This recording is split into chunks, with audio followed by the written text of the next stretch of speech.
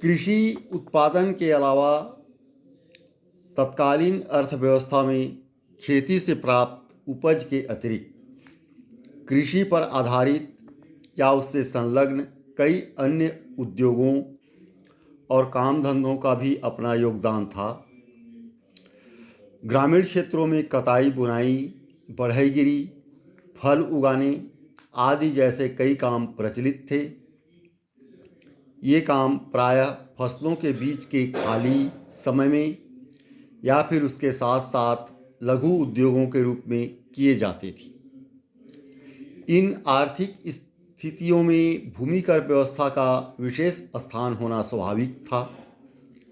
यही कारण है कि मुगल इसके संगठन हेतु विशेष रूप से प्रयत्नशील थे। अकबर के शासनकाल में इस क्षेत्र में कई परीक्षण किए गए। उन सब का मुख्य उद्देश्य एक ऐसी व्यवस्था कायम करना था जिसमें करों को यथासंभव उत्पादन के अनुपात में निर्धारित किया जा सके और जिसमें करों को सुगमता से इकट्ठा किया जा सके। मुगलों की भूमि लगान व्यवस्था के दो चरण थे। पहला चरण लगान निर्धारित करने का था और दूसरा चरण लगान वसूल करने का था। जमा शब्द का अर्थ था आंका गया कुल लगान, जिसे किसी व्यक्ति को राज्य को अदा करना होता था। हासिल शब्द का अर्थ था राज्य द्वारा वसूल की गई वास्तविक राशि।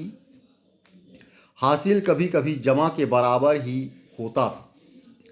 शेर शाह के शासन के पहले लगान निर्धारण के दो तरीके मौजूद थे, गल्ला बख्शी और कनकूत।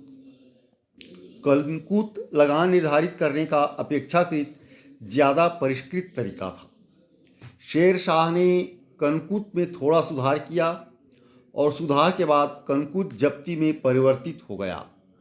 कनकूत में हर फसल पर राई निर्धारित की जाती थी, किंतु जब्ती प्रणाली के माध्यम से एक मानक समय सारणी पेश की गई। इसमें इस बात पर ध्यान नहीं दिया जाता था कि वास्तव में कितनी उपज हुई। जब्ती में इस बात पर ध्यान दिया जाता था कि कुल कितने क्षेत्र में बुआई की गई।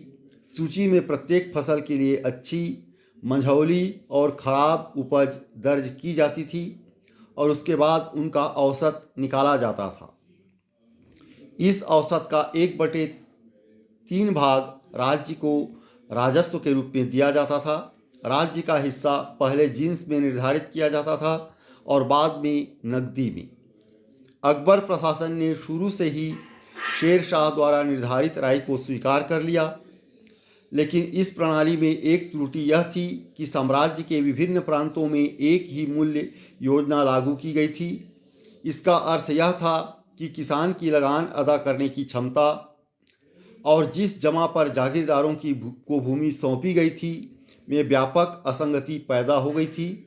अतः सन 1565-66 और उसके बाद हर साल प्रत्येक फसल की स्थानीय दरें तय की जाती थीं अथवा हर स्थान राई बदल जाती थी। इसका मतलब यह हुआ कि इस काल से स्थानीय स्तर पर दस्तूरुल अमल ग्रामों की सूची में बहुत ज़्यादा अंतर दिखाई पड़ता है। अकबर ने अपने शासन के 24वें साल में आईने दहसाला की पद्धति शुरू की। इस प्रकार की बाधाओं को दूर करते हुए तथा विनिमय के कारण होने वाले विलंब के कारणों को दूर करते हुए राज्य की मांग अब जिन्स के बजाय नकद में निर्धारित की गई। इस प्रकार विनिमय के कारण होने वाली कठिनाइयों और बहुत ज़्यादा विलंब होने जैसी समस्याओं को दूर करते हुए राज्य की मांग अब जिन्स के बजाय नकद में निर्धारित की गई। इस परिवर्तन का मौलिक तत्व यह था कि राज्य खेती की श्रेणी के अनुसार मूल्य पर विचार करते हुए प्रत्येक परगना में प्रति भूमि की स्थिति का पता लगाकर उसके बुआई किए गए हिस्से के अनुरूप वार्षिक लगान निर्धारित करता था। निर्धारित की गई राशि समय समय पर किए गए थोड़े बहुत परिवर्तन के साथ साल दर साल स्थायी तौर पर लागू रहती थी।